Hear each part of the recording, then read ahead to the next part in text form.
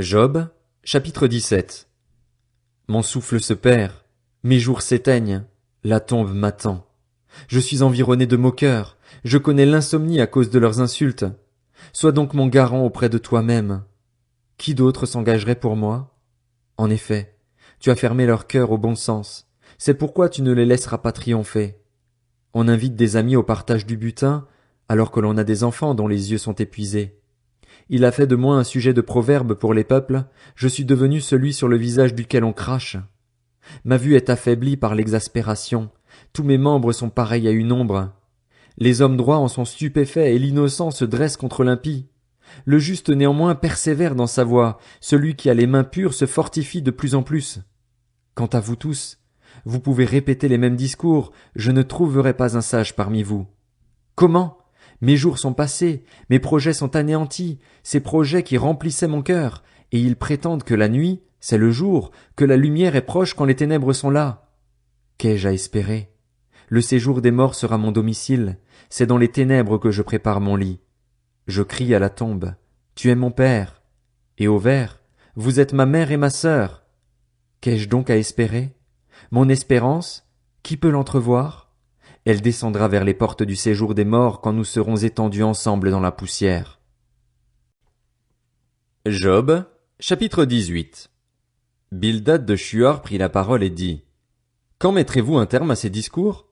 Faites preuve de discernement, puis nous parlerons. Pourquoi serions-nous considérés comme des bêtes? Pourquoi ne serions-nous à vos yeux que des brutes? Toi qui t'épuises dans ta colère, faudrait-il, à cause de toi, que la terre soit vidée de ses habitants? Faudrait-il que le rocher bouge de son emplacement? Oui, la lumière du méchant s'éteindra et la flamme qui en jaillit cessera de briller. La lumière s'obscurcira sous sa tente et sa lampe au-dessus de lui s'éteindra. Ses pas, si assurés soient-ils, se feront petits et ses propres plans le feront trébucher. En effet, il a été pris, les pieds dans un filet, il marche sur les mailles, il est pris au piège par le talon et les lacets se resserrent sur lui. Le cordage qui le prend au piège est caché dans la terre et la trappe l'attend sur son sentier. Des terreurs l'assiègent de tous côtés, elles le poursuivent pas à pas. La faim anéantit ses forces, la misère est présente à ses côtés. Elle dévore des parties de sa peau, ses membres sont dévorés par le fils aîné de la mort. Il est arraché de sa tente, où il se croyait en sécurité, il se traîne vers le roi des terreurs. Tu peux habiter dans sa tente, elle n'est plus à lui. Le soufre est déversé sur son domaine. En bas, ses racines se dessèchent. En haut, ses branches sont coupées. Son souvenir disparaît de la terre, on ne parle plus de lui dans la rue. Il est poussé de la lumière dans les ténèbres, il est expulsé du monde. Il ne laisse ni enfants ni petits-enfants parmi son peuple, ni survivants dans les endroits qu'il habitait. Les générations à venir seront étonnées de son sort et la génération présente sera saisie d'horreur. Telle est la destinée de l'impie, telle est la situation de celui qui ne connaît pas Dieu. Job, chapitre 19. Job prit la parole et dit: Jusqu'à quand me tourmenterez-vous et m'écraserez-vous par vos discours? Voilà 10 fois que vous cherchez à me confondre. N'avez-vous pas honte de m'agresser de cette manière? Même si j'avais vraiment commis une faute, cela ne regarderait que moi. Si vous voulez vous grandir à mes dépens, si vous voulez tirer argument contre moi de mon déshonneur, sachez alors que c'est Dieu qui m'accable et m'enveloppe de son filet. Je dénonce la violence dont je suis victime et personne ne répond.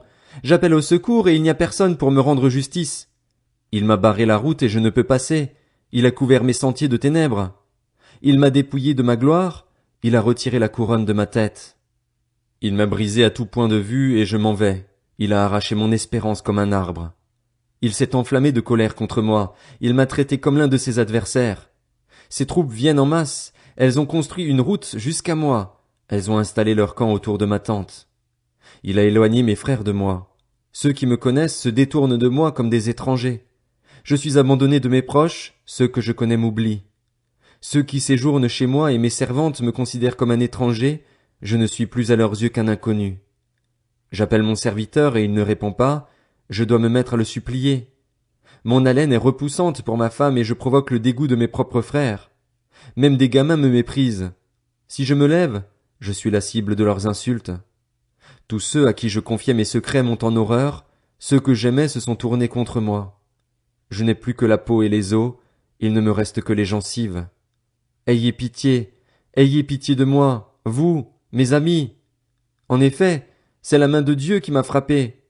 Pourquoi me poursuivez-vous comme Dieu le fait? Pourquoi n'en avez-vous jamais assez de vous attaquer à moi? Si seulement mes paroles pouvaient être écrites, si seulement elles pouvaient être enregistrées dans un livre, je voudrais qu'elles soient pour toujours gravées dans le roc avec un burin de fer et avec du plomb. Pour ma part, je sais que celui qui me rachète est vivant et qu'il se lèvera le dernier sur la terre. Quand ma peau aura été détruite, en personne je contemplerai Dieu. C'est lui que je contemplerai, et il me sera favorable. Mes yeux le verront, et non ceux d'un autre.